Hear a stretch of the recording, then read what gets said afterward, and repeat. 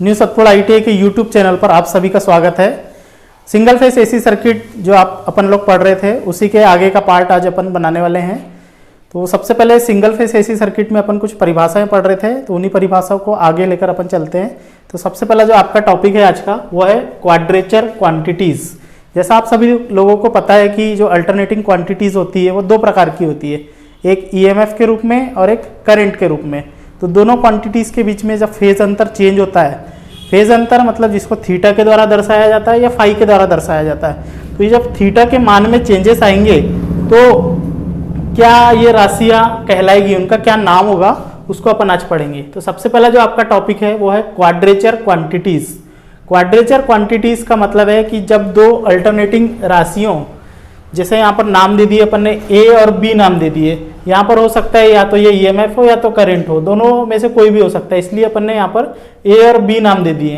तो जब दो अल्टरनेटिंग क्वांटिटीज के बीच में फेज डिफरेंस या फेज अंतर 90 डिग्री होता है तो ऐसी क्वांटिटीज को क्वाड्रेचर क्वांटिटीज कहते हैं।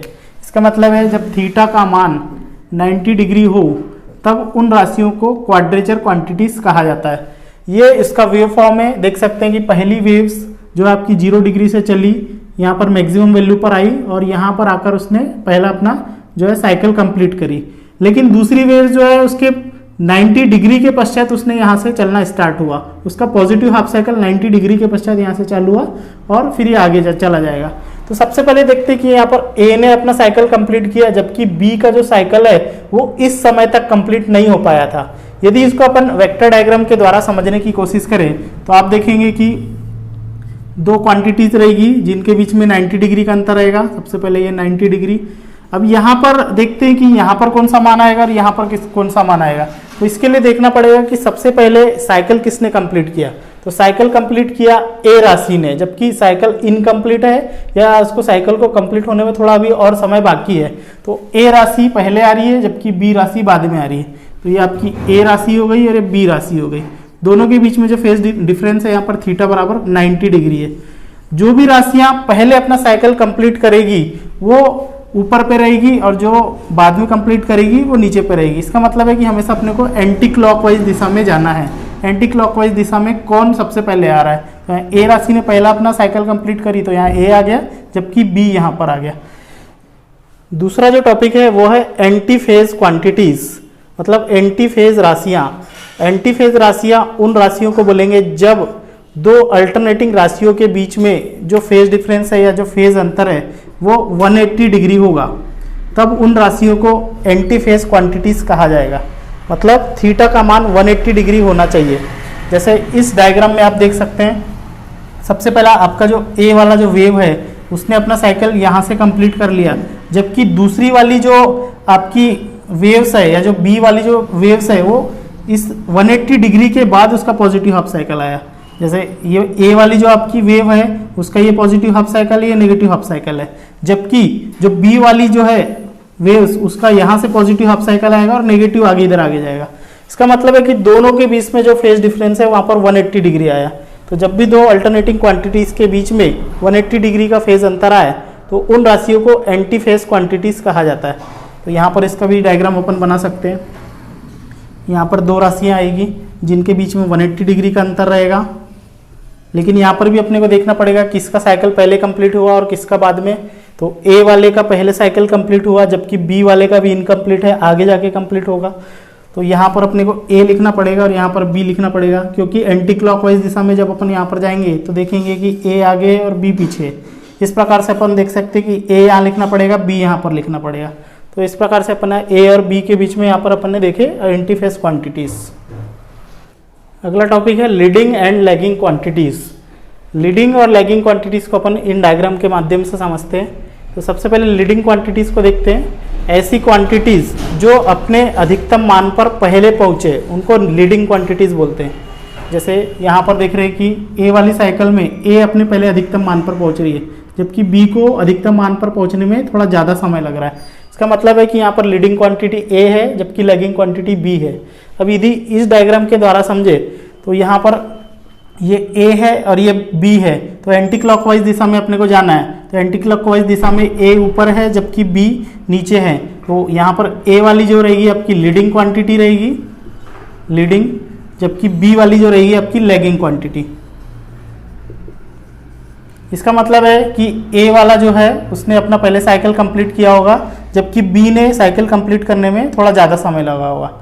यदि इस डायग्राम पर देखते हैं अपन, तो यहाँ पर देखते हैं कि फिर से अपन एंटी क्लॉकवाइज दिशा में गए, तो एंटी क्लॉकवाइज दिशा में अब बी ऊपर है जबकि ए नीचे है।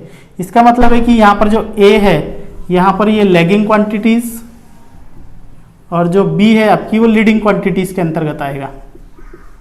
मतलब इस डायग्राम के द्वारा अपने को समझ में आता है कि सबसे पहले बी ने अपना साइकिल कंप्लीट किया होगा जबकि ए ने उसके बाद में साइकिल कंप्लीट किया होगा। ऐसे ही अपने को एंटी क्लॉकवाइज दिशा में जाते जाना है। इसमें देखेंगे फिर से कि यहाँ पर एंटी क्लॉकवाइज दिशा जाने पर ए ऊपर है बी नीचे है, तो ये लीडिंग क्वांटिटीज, ये जबकि लैगिंग क्वांटिटीज। वैसे ही यहाँ पर एंटी क्लॉकवाइज दिशा में जाने पर बी ऊपर है और ए नीचे है, इसका मतलब है बी लीडिंग क्वांटिटीज है जबकि ए लैगिंग क्वांटिटीज है। इस डायग्राम में भी आप देख सकते हैं, ये ए सबसे पहले अपने अधिकतम मान पर पहुंचा जबकि बी बाद में पहुंचा, तो यहाँ पर ए लीडिंग क्वांटिटी जबकि बी लैगिंग क्वांटिटी। यहाँ पर भी ए पहले अधिकतम मान पर पहुंचा जबकि बी बाद में अपने अधिकतम मान पर पहुंचा, तो यहाँ पर ए लीडिंग क्वांटिटी जबकि बी लैगिंग क्वांटिटी के अंतर्गत आएगा। एक और डायग्राम से अपन समझ सकते हैं।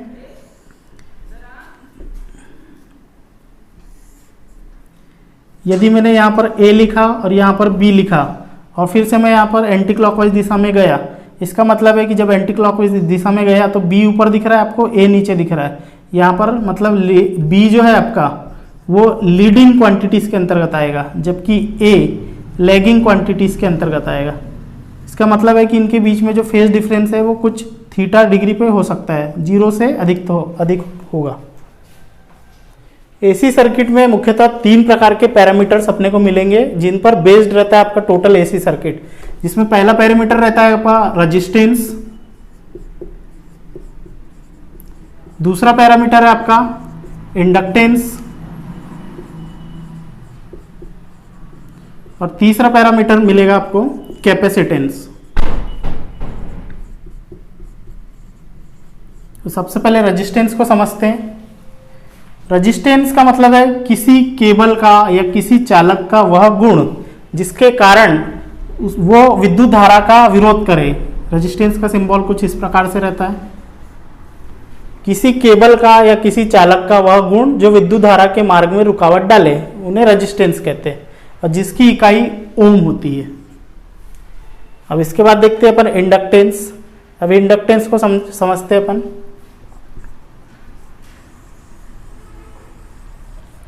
इंडक्टेंस जो गुण होगा वो किसी कॉइल में होगा। तो जब किसी कॉइल में से परिवर्तित करंट को गुजारा जाता है, जब किसी कॉइल में से परिवर्तित करंट को गुजारा जाता है तो वो परिवर्तित फ्लक्स उत्पन्न करता है, परिवर्तित फ्लक्स उत्पन्न करेगा और परिवर्तित फ्लक्स उत्पन्न करने के कारण इस कॉइल में एक प्रकार का ईएमएफ उत्पन्न हो जाएगा और कॉइल के इस गुण को इंडक्टेंस बोला जाता है। फिर से देख लेते हैं। इंडक्टेंस किसी कॉइल का वह गुण है जिसमें से परिवर्तित करंट गुजारने पर वह परिवर्तित फ्लक्स उत्पन्न करती है, जिसके कारण उसमें ईएमएफ उत्पन्न हो जाता है। कॉइल के इस गुण को इंडक्टेंस बोला जाता है। इंडक्टेंस को कैपिटल एल के द्वारा दर्शाया जाता है और जिसकी इकाई होती है हेनरी। बेसिकली जो कॉइल का गुण है उसको इंडक्टेंस बोला जाता है। अब कॉइल में कुछ गुण है तो कुछ अवगुण भी होगा, तो इसके अवगुण को अपन बोलते हैं इंडक्टिव रिएक्टेंस। Inductive reactance. अब ये इंडक्टिव रिएक्टेंस क्या होता है? तो इंडक्टिव रिएक्टेंस क्या होता है, जैसे किसी कॉइल में से जब अपन ने परिवर्तित करंट गुजारे तो इसमें से परिवर्तित फ्लक्स उत्पन्न हुआ और ईएमएफ उत्पन्न हुआ, मतलब कुल मिला के कॉइल के गुण में कुछ परिवर्तन हुआ। तो कॉइल में इंडक्टेंस के कारण जो भी परिवर्तन हुआ उसको बोलते हैं इंडक्टिव रिएक्टेंस। और इंडक्टिव रिएक्टेंस जो है वो कॉइल का एक अवगुण है जिसको एक्सएल के द्वारा दर्शाया जाता है। कहीं पर भी अपन रिएक्टेंस की बात करेंगे तो रिएक्टेंस को कैपिटल एक्स के द्वारा दर्शाएंगे। फिर देखेंगे कि ये रिएक्टेंस किस टाइप का है, इंडक्टिव है या कैपेसिटिव है। यदि इंडक्टिव रिएक्टेंस की बात करेंगे तो XL लिखेंगे, जबकि कैपेसिटिव रिएक्टेंस की बात करेंगे तो यहाँ पर XC आ जाएगा। फिलहाल अपन इंडक्टिव रिएक्टेंस की बात कर रहे हैं, जो कॉइल में इंडक्टेंस का विरोध करता है, उसको XL के द्वारा दर्शाते हैं, और XL की इकाई होती है ओम। अब ये XL क्या चीज है, XL की परिभाषा को देखते हैं या फिर XL के फॉर्मूले को देखते हैं। जो XL है मतलब इंडक्टिव रिएक्टेंस। अब ये इंडक्टिव रिएक्टेंस का क्या फॉर्मूला होता है इसको देखते हैं। तो XL बराबर होता है 2 पाई f इंटू कैपिटल L, जहां पर 2 पाई जो है कांस्टेंट राशियां है, जबकि जो स्मॉल f है ये आपकी फ्रीक्वेंसी है, मतलब जिसको हिंदी में आवृत्ति भी बोला जाता है, फ्रीक्वेंसी जो आपकी हर्ट्ज में होगी, और जो कैपिटल L है यह है आपका इंडक्टेंस, और इंडक्टेंस की इकाई होती है हेनरी, यह हेनरी में होगा। तो XL बराबर होता है 2 पाई FL, जहां पर F फ्रीक्वेंसी जबकि L इंडक्टेंस। कैपेसिटर वह यंत्र जो अपने अंदर इलेक्ट्रिक चार्ज को ग्रहण कर लेता है या एकत्र कर लेता है, चार्ज ग्रहण करने वाला यंत्र, इसको बोलते हैं कैपेसिटर। अब इसका जो गुण है या कैपेसिटर के जो चार्ज करने का गुण है उसको बोला जाता है कैपेसिटेंस। मतलब कैपेसिटर का चार्ज ग्रहण करने का जो गुण है उसको बोलते हैं कैपेसिटेंस, और इसको कैपिटल C के द्वारा दर्शाया जाता है, जिसकी इकाई होती है फैराड। ज्यादातर जो कैपेसिटर जो छोटे मान के रहते हैं वो आपके माइक्रो फैराड में मिलेंगे या पिको फैराड में मिलेंगे, ऐसे इनकी राशियां बढ़ती जाती है। तो बेसिकली जो आपकी कैपेसिटेंस की जो इकाई है वो फैराड होती है। तो कैपेसिटर के चार्ज ग्रहण करने के गुण को कैपेसिटेंस बोलते हैं, जिसकी इकाई है फैराड या माइक्रो फैराड। अब इस कैपेसिटर के जो चार्ज करने का गुण है कैपेसिटेंस, अब ये चार्ज को ग्रहण कर रहा है तो अब इसका कुछ विरोध भी करेगा, कोई राशियां रहेगी जो विरोध भी करेगी। जैसे कॉइल के अंदर इंडक्टिव रिएक्टेंस उसका विरोध कर रही थी, वैसी कंडेंसर के अंदर या कैपेसिटर के अंदर जो विरोध करेगा उसको बोला जाता है कैपेसिटिव रिएक्टेंस।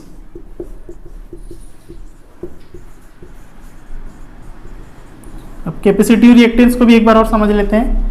कैपेसिटर के चार्ज ग्रहण करने पर जो परिवर्तन होता है, या अपन सीधे सीधे बोले कि कैपेसिटर के चार्ज को ग्रहण करने का जो विरोध करे, उन राशियों को या उस क्वांटिटी को कैपेसिटिव रिएक्टेंस कहा जाता है। इसको XC के द्वारा दर्शाया जाता है, और जिसकी इकाई होती है ओम। अब XC बराबर होता है आपका 1/2 पाई F into capital C। XC मतलब जिसको कैपेसिटिव रिएक्टेंस बोल रहे हैं, जो कैपेसिटर के गुण का विरोध कर रहा है। तो XC का फॉर्मूला यदि देखा जाए तो XC बराबर अभी अपने देखे थे 1/2 पाई F इंटू कैपिटल C। यहाँ पर जो F है फिर से आपकी फ्रीक्वेंसी होगी, फ्रीक्वेंसी जो हर्ट्ज में होगी या साइकिल प्रति सेकंड में होगी। वैसी कैपिटल C जो है यहाँ पर कैपेसिटेंस है, कैपेसिटेंस जो आपका फैराड में या माइक्रो फैराड में इनमें हो सकता है। तो यहाँ पर अपन देख सकते हैं XC बराबर 1/2 पाई FC, F frequency, capital C मतलब कैपेसिटेंस फैराड में रहेगा, और XC की इकाई अपन ने देखे ओम में। अगले टॉपिक में अपन फिर अलग अलग सर्किट पढ़ेंगे, जैसे pure resistive circuit, pure inductive circuit. इसको लेकर अपन अगले पार्ट में आएंगे। Thank you.